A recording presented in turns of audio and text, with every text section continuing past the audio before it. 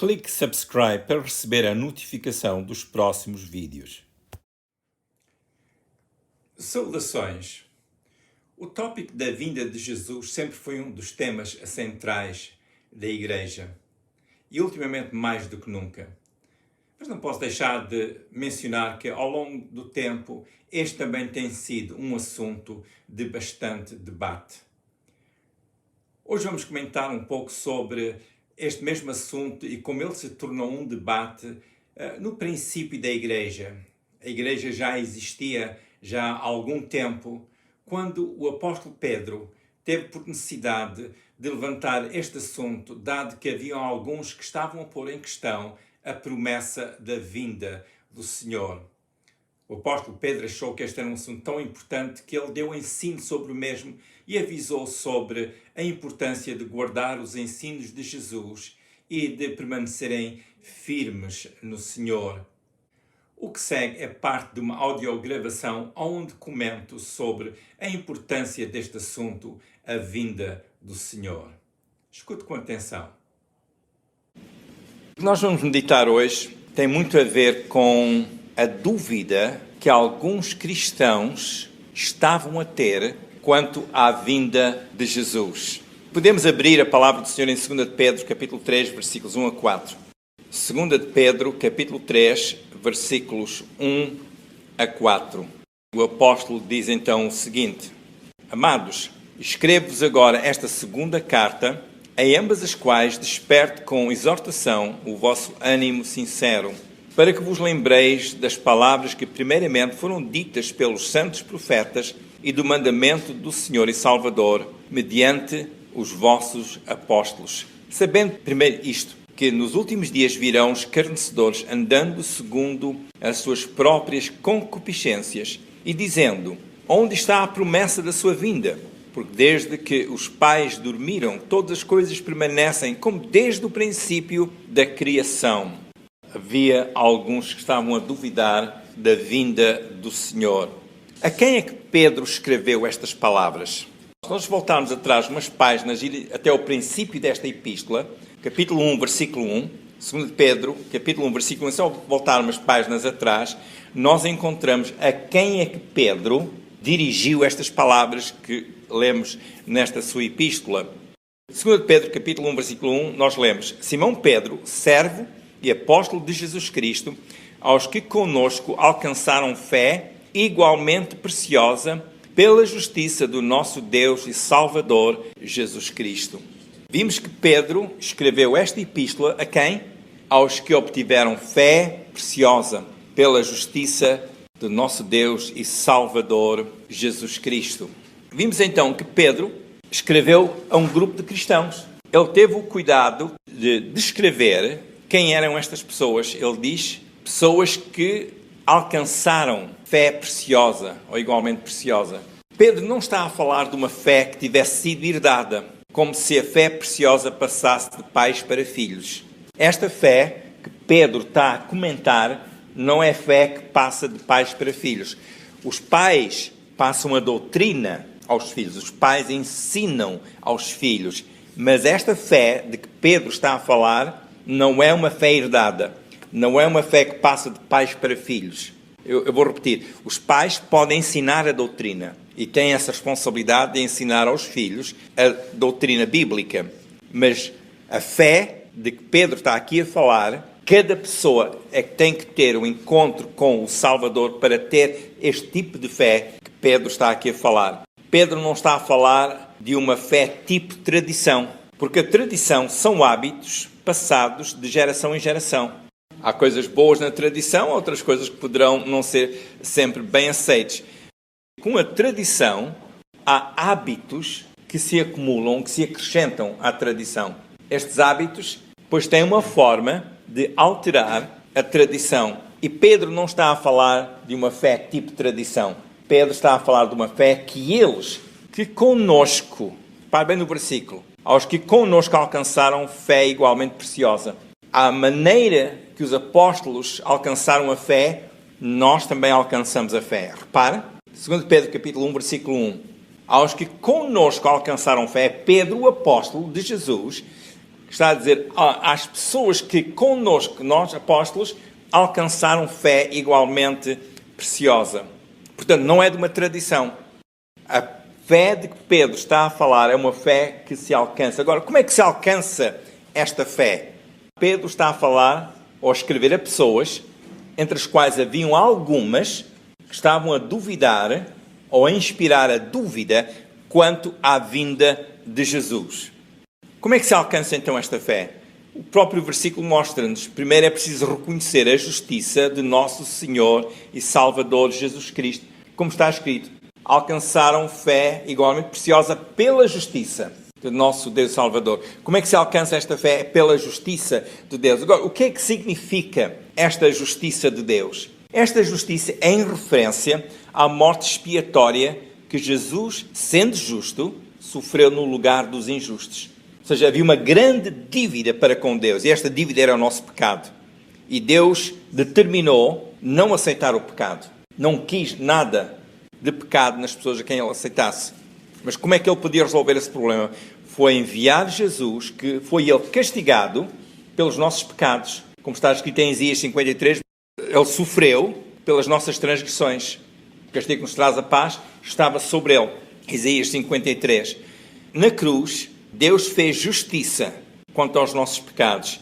E é por este ato de justiça da parte de Deus, que deu o seu Filho Jesus Cristo a morrer na cruz, que nós alcançamos a justiça.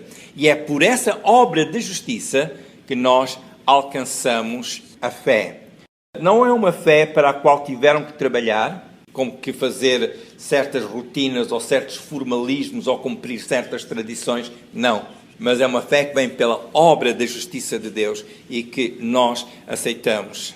Pedro dirigiu estas suas palavras do capítulo 3 a pessoas que já tinham conhecimento real do que Jesus já tinha alcançado na cruz. Pessoas exerceram a sua fé naquilo que Jesus alcançou para nós. Jesus morreu pelos meus pecados. Eu reconheci que era pecador, não tinha forma de me salvar. Teria que viver com o peso dos meus pecados. Mas eu vi que Jesus, Ele pagou pela minha dívida, os meus pecados. Eu acreditei no que Jesus disse que Ele iria fazer por mim e que realmente fez por mim. E ao acreditar, eu então alcancei essa fé. Nós alcançamos essa fé. Passado algum tempo, depois destas pessoas terem recebido o Evangelho, vejamos novamente, 2 Pedro 3, parem no versículo 2. Para que vos lembreis das palavras que primeiramente foram ditas pelos santos profetas e do mandamento do Senhor e Salvador, mediante os vossos apóstolos. Ou seja, temos os profetas do Velho Testamento, o Senhor Jesus depois veio também ensinar o Evangelho, e estas pessoas que viveram muitos anos, alguns anos depois, estas pessoas a quem Pedro escreve, muitos deles provavelmente nunca tivessem visto ao Senhor, mas ouviram o Evangelho pela boca dos apóstolos, daqueles que foram evangelizar a eles, estas pessoas receberam o Evangelho.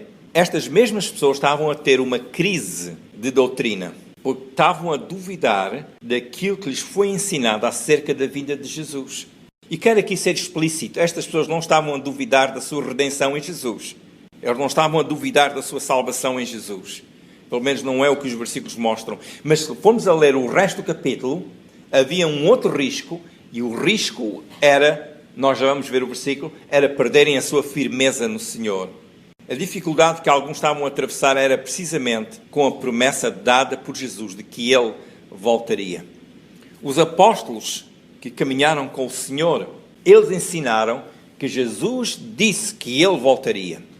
As pessoas, os cristãos da primeira geração e aqueles que acompanharam Jesus também, ou porque Jesus passou pelas suas cidades ou pelas suas aldeias, eles também receberam o ensino de Jesus. E aqueles primeiros cristãos acreditavam na vinda de Jesus.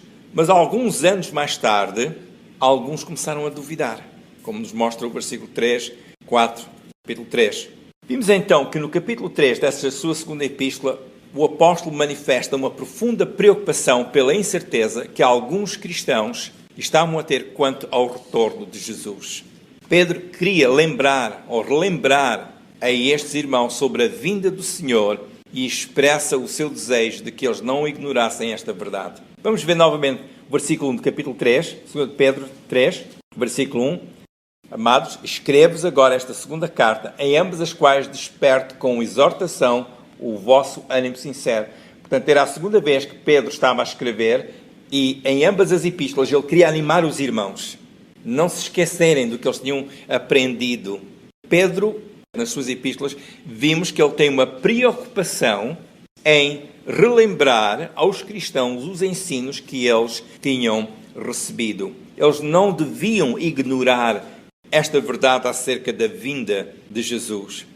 Estar num estado de não conhecer ou de não se darem às verdades que Jesus ensinou poderia ser a causa deles perderem a sua firmeza. Então Pedro, no versículo 17, 2 Pedro 3,17, ele encoraja-os a ficarem firmes no Senhor. A dúvida afeta a firmeza da pessoa.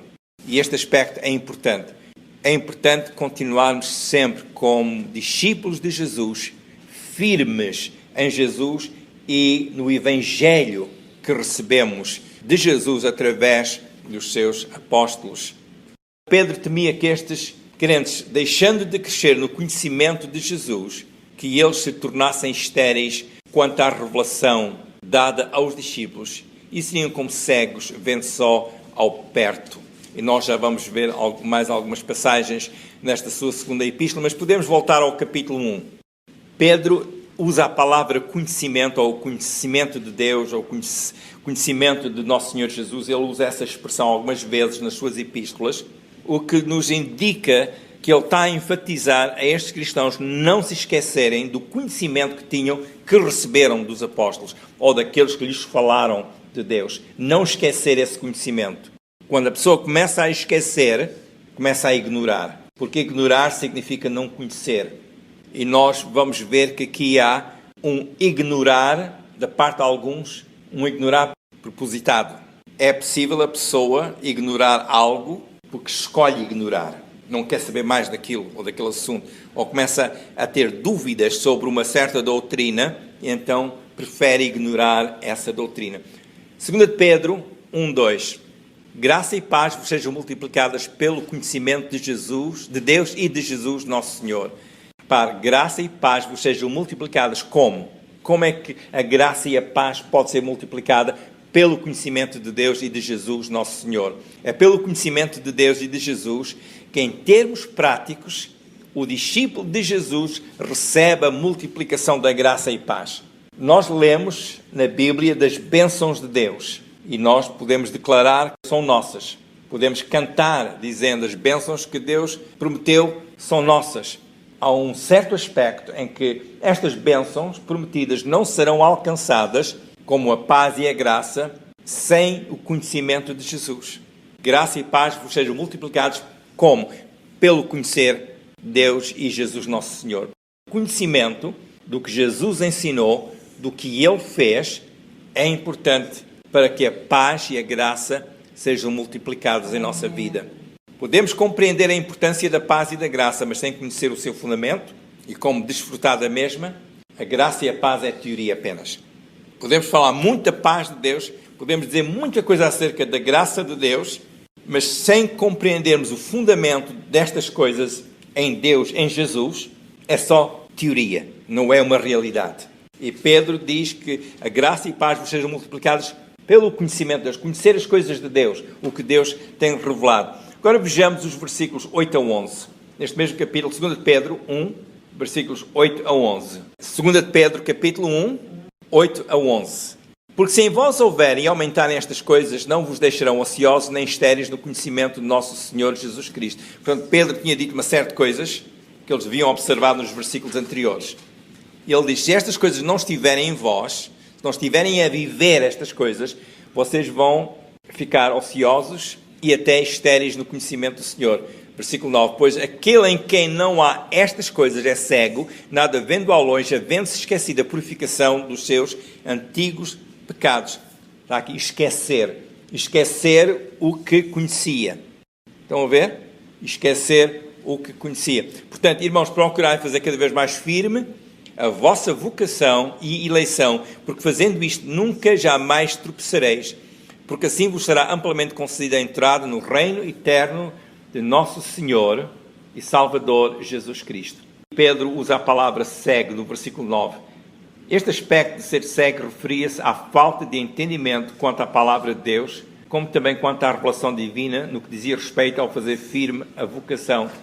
Aquele em quem não há estas coisas é esquecido, mas é como um cego que não está a ver. Mas se aplicar as virtudes que Pedro referiu nos versículos anteriores, os discípulos não estariam estéreis no conhecimento do nosso Senhor Jesus Cristo. Agora, o que é que implica a palavra estéril? Estéril no conhecimento do Senhor é estar impossibilitado de ser frutífero nas coisas de Deus. Estéril é aquilo que não dá fruto, não está possibilitado ou capacitado para dar fruto. E estéril no conhecimento do Senhor significa não fazer nada com o conhecimento de Deus. O conhecimento de Deus está na sua palavra, mas a pessoa que não estuda, não medita, não se ocupa com essas coisas, também não tem o fruto espiritual em si. Não tem o fruto da bênção de Deus. Não há um desenvolvimento, não há um crescimento na sua vida.